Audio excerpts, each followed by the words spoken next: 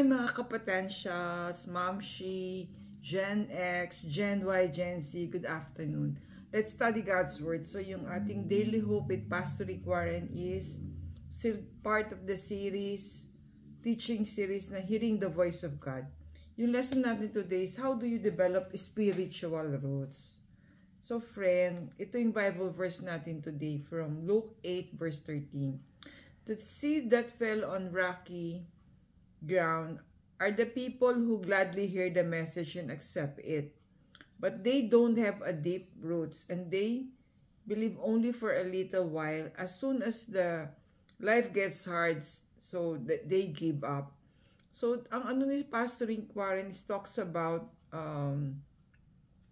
pag springtime daw sa Southern California, the grass turns green and wildflowers and poppies bloom, no? It's really pretty. But sabi niya, the moment the rain stops, the hills turn brown again. So, why? Sabi niya, because the grass has shallow roots.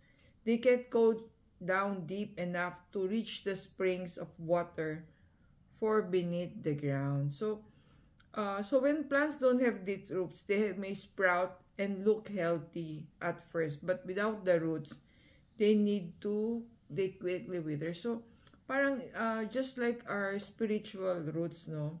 Our spiritual lives work the same way.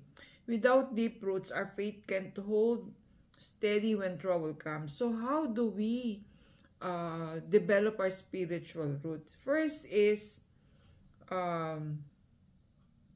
we have to start by having a meaningful daily time with God. As you take time to pray, worship, and read the Bible, you're going to be amazed of how this simple practice strengthens your life. So, friend, you don't have to go to the church or go out. You just have to devote a daily time with the Lord. So, 10 minutes ba yan? 15 minutes, 30 minutes, 1 hour, whatever is your available time. Morning, noon, or night time. So, you can start by reading the Bible, or kung may devotional ka, like the David Hope by Pastor Rick Warren, there's everyday message, there's every Bible verses, no, to guide us in our spiritual journey. So, yan, worship, no, yung mga worship songs. Maraming worship songs sa YouTube. How Great is Our God, diba? 10,000 Reasons, marami.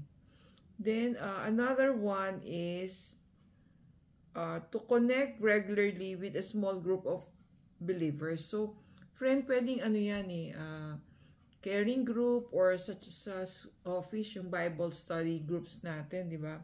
It really helps us to grow in our faith by weekly studying the words of God through the Bible studies nga at the office. So, yan too.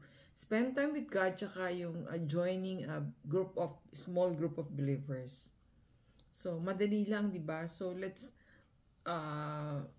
reflection na. Why do you think it's easy to give up when life gets hard?